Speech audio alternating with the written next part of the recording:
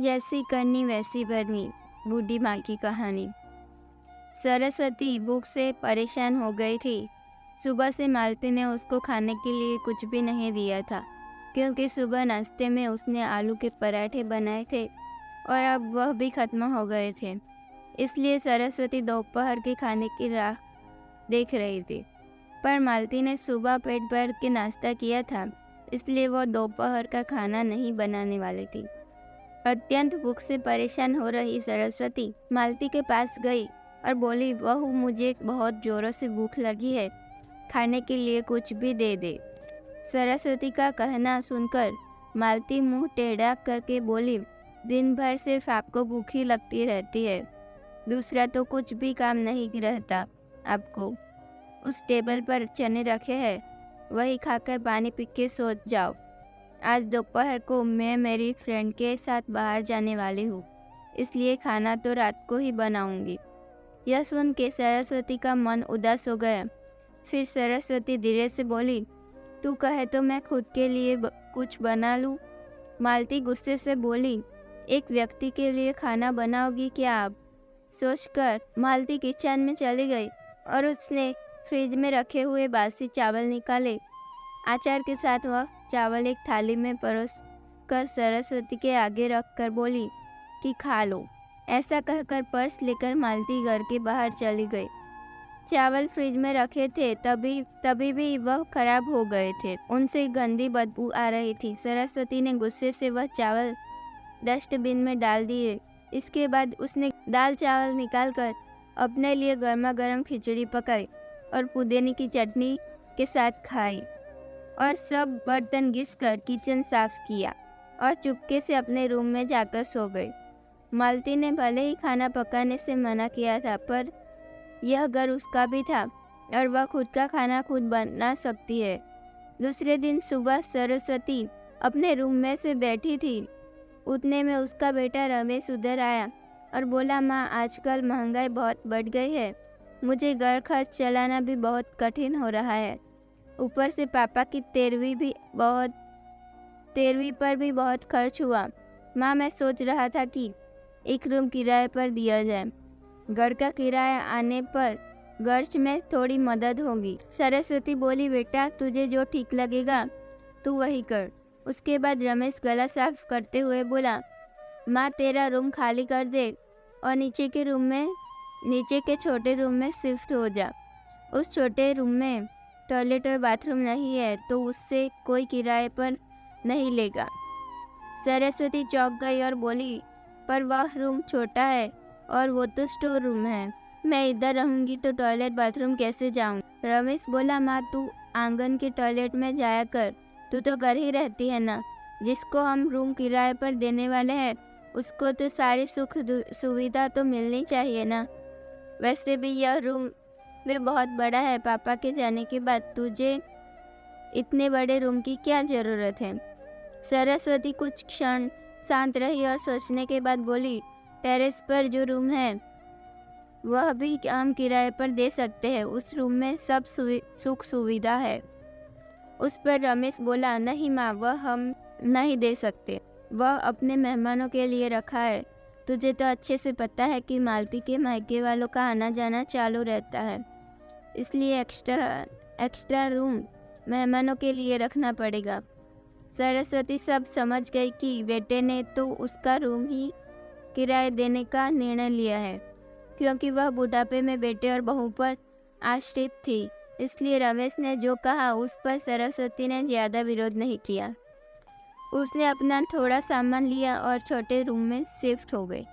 उधर पुराने छोटे रूम में उसका जी घुट रहा था, तब भी वहाँ उस रूम में दिन काट रही थी।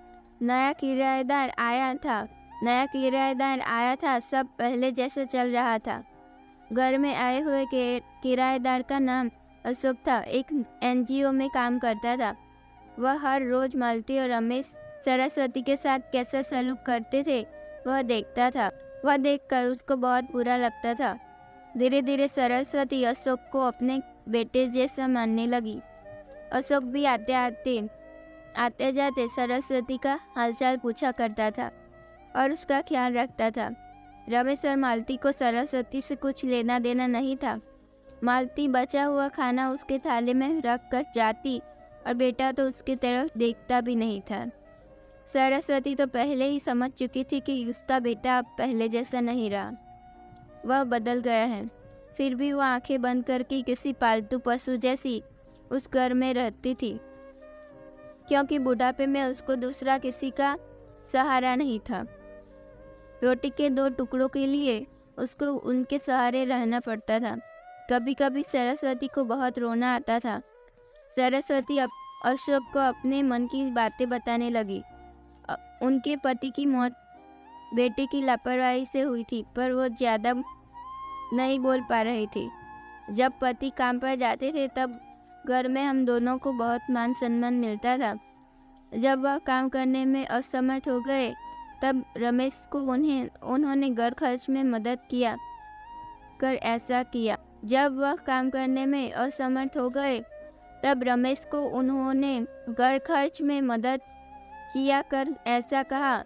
यह बातें रमेश के मन को बहुत लग। जब तक पति घर चला रहे थे रमेश अपने सब पैसे बचा लेता था, पर अब शर्म से और मजबूरी में उसको घर खर्च चलाना पड़ता था।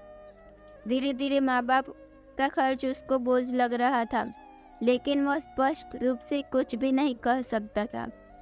इस बीच पति का स्वास्थ्य बहुत बिगड़ गया और वह चल बसी। डॉक्टर के पास जाने से पता चला कि उनको निमोनिया हुआ था। डॉक्टर थोड़ी महंगी दवाई लिख कर देते थे तो रमेश पैसे बचने चाहिए इसलिए रमेश आधी दवाई लेकर आता था। शुरू में पति का स्वास्थ्य सुधर गया था, तब रमेश ने उनकी गोलियां बंद कर दी थी। पति भी इन चीज़ों पर ज़्यादा ध्यान नहीं देते थे, लेकिन एक रात में उन्हें सांस लेने में बहुत परेशानी हुई। सरस्वती बहुत घबरा गई और वह भाग के गई और रमेश के कमरे का दरवाज़ा ठोकने लगी और कहने लगी कि पापा का स्वास्थ्य बहुत बिगड़ गया है, चल हम उन्हें डॉक्टर के पास लेकर आ जाते हैं। उस पर रमेश ने बोला, माँ अब मुझे सोने दो, मुझे बहुत नींद आ रही है, हम सुबह पापा को डॉक्टर के पास लेकर जाएंगे। ऐसा कहकर उसने दरवाज़ा बंद कर लिया था। सरस्वती रात भर पति के तकिए के पास चिंतित बैठी रही। कभी छाती को तेल लगाकर मालिश कर रही थी तो कभी भाफ दे रही थी, पर भगवान को कुछ अलग स्वीकार था। सुबह तक उनकी मृत्यु हो गई थी। घर में कब्रिस्तान जैसी शांति थी। रमेश रोने का नाटक करने लगा।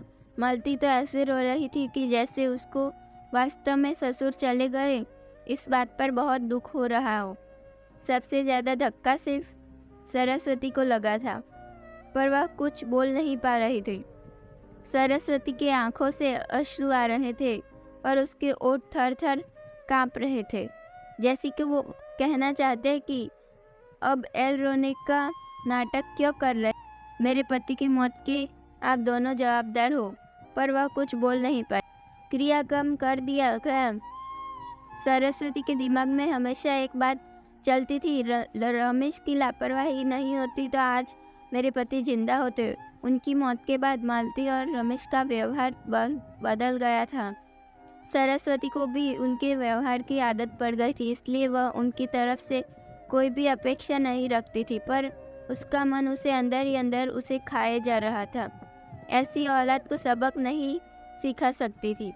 एक दिन उसका किराएदार अशोक उसके पास आया और सरस्वती को कुछ बातें उसने समझाई। वह बातें सुनकर सरस्वती के आंखों में एक नई उम्मीद जगी। दूसरे दिन सुबह सरस्वती मालती और रमेश के पास आई और बोली, मुझे तुम दोनों से बहुत ज़रूरी बात करनी है। मुझे ऐसा लग रहा है कि तुम दोनों को मेरे साथ रहने में प्रॉब्लम है, इसलिए मैंने सोचा कि मैं वृद्धाश्रम में रहूंगी। सरस्वती का कहना सुनकर मालती बहुत खुश हो गई। रमेश ने थोड़ा दुखी होने का नाटक किया। फिर भी थोड़ी देर बाद में सरस्वती उन दोनों के चेहरे के हाव भाव देखे और बोली, रमेश तुझे दुखी होने की ज़रूरत नहीं है और मालती तुझे इतना खुश होने की ज़रूरत नहीं है, पहले मेरी सब बातें सुन लो। और सरस्वती हंसकर बोली, ये बातें सच्ची है कि मैं वृद्धाश्रम में रहूँगी, पर मैं इस घर से नहीं जाऊँगी। मैं इस घर को ही वृद्धाश्रम बनाऊँगी। अब यहाँ तुम्हारे जैसे स्वार्थी बेटे और बहू का कोई काम नहीं। मेरे जैसे बूढ़े लोग यहाँ रहेंगे। ये मेरा आखिरी निर्णय है। यह सुनकर रमेश और मालती दोनों ही चौंक गए। रमेश और मालती एक दूसरे की तरफ देखने लगे। उन दोनों ने सोचा कि सरस्वती घर छोड़कर चली जाएगी तो वह दोनों खुशी से रहेंगे। उनको लगा था कि अब उनको सरस्वती की जवाबदारी लेनी नहीं पड़ेगी, उसका ख्याल नहीं रखना पड़ेगा। पर इधर तो सब उल्टा ही हो गया था। सरस्वती का कहना सुनकर रमेश गुस्से से बोला, माँ तेरा दिमाग तो ठीक है ना? इस घर पर मेरा अधिकार है, फिर तू इस घर को कैसे वृद्धाश्रम बना सकती है? तू भूल रहा है बेटा, अभी तक ये घर मेरे ही नाम पर है। सरस्वती गुस्से से बोली, तुम दोनों ने मुझे बहुत परेशान किया है, छोटी बातों पर मेरा अपमान किया है, बीमारी के वक्त भी मुझ पर ध्यान नहीं दिया, खाने पीने के लिए मुझे बहुत तरसाया, तेरे पिताजी भी मुझे छोड़कर चले गए। अगर मैंने कठोर निर्णय नहीं लिया तो मेरा भी वही हाल होगा जो तुम्हारे पापा का हुआ। इसलिए मैंने सोचा कि बेटे के झूठे प्यार के जाल में फंसने से अच्छा है मैं अपने बारे में सोचूं। रमेश घुटनों पर आकर बोलने लगा, माँ मुझे माफ़ कर दे, हम दोनों तेरा अच्छे से ख्याल रखेंगे, तेरा कभी भी अपमान नहीं करेंगे, पर तू इस घर को वृद्धाश्रम मत बना। माँ थोड़ा सोचकर बोली, सोचकर तो देख हमारा क्या होगा। माँ थोड़ा सोचकर तो देख हमारा क्या होगा। सरस्वती ऊंची आवाज़ में बोली, मैंने और तेरे पापा ने तुझे अच्छे संस्कार दिए थे, फिर भी तूने सिर्फ तेरे परिवार के बारे में ही सोचा, हमारा नहीं। फिर मैं तेरा कैसे सोचूं? तू तेरे परिवार का सोच, मेरी चिंता मत कर और जल्द से जल्द ये घर छोड़कर चला जा, क्योंकि इस घर में अब अच्छे लोग रहने आ रहे हैं। इतना कहकर सरस्वती अपने रूम में चली गई। रमेश और मालती शांत सरस्वती को जाते हुए देखते ही रह गए। सरस्वती ने अपने जैसे बूढ़े लोगों को उसके घर में आश्रय दिया। अशोक की मदद से वृद्धाश्रम अच्छे से चलने लगा। दोस्तों, आजकल के लड़कों ने बूढ़े लोगों के साथ गैर व्यवहार किया तो बूढ़े लोग भी कठोर निर्णय ले सकते हैं। तो दोस्तों, आपको ये कहानी कैसी लगी कमेंट में ज़रूर बताएं और ये वीडियो पसंद आया हो तो लाइक और सब्सक्राइब ज़रूर करें।